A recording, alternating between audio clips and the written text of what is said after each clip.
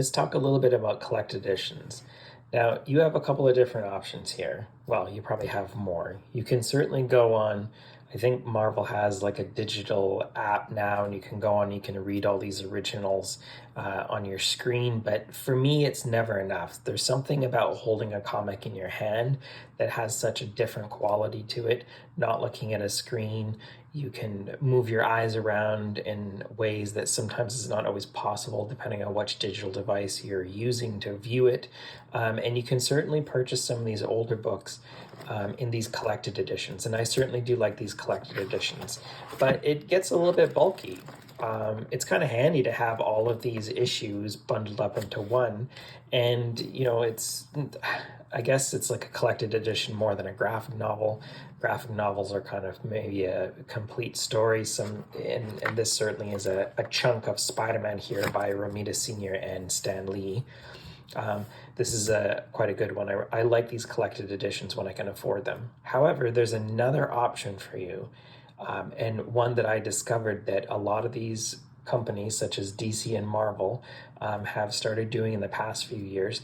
And almost every month, they have solicitations for reprints, but not collected reprints like you're looking at right here. Rather, they produce something called a facsimile.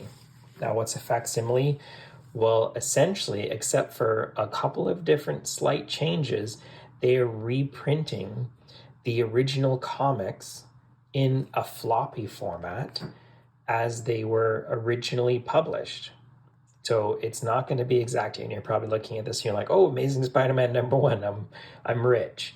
Well, this facsimile is, some of these facsimiles can actually garner some value, especially if you have one that is very desired and you get it graded and it's a high grade. Like, believe it or not, they can have some kind of value. I've seen them as high as $100 or $200, surprisingly, depending on how many times they've been reprinted. And there's some indications that it's not Amazing Spider-Man #1, so don't be fooled by them. One of the reasons is over here. You have a US price tag of $3.99. Now, the cover is obviously on a different stock of paper, and it has a barcode down here now. And so it's not a perfect exact replication of the original, but everything is pretty much intact beyond that. So there's no way that I could pick up even a low-grade copy of Amazing Spider-Man. It's just too expensive. They even reprint the original ads, which kind of adds to the funness of this. But it's definitely on a little bit of a heavier, nicer stock. They used to print them on newsprint, which I love. I love newsprint comics. But this is definitely showing some of the original colors. You will notice that some of the colors are what's called flatting nowadays. So a colorist nowadays would lay down these colors, these base colors, and they call flats. But in the past, because of the limited ways that they printed, everything was kind of flatted for the most part, especially in these early ones. So if you're interested in picking up these facsimiles, they come in a variety of issues for different characters. Just keep your eye out at your local comic shop. And you can check out when they're going to release these things.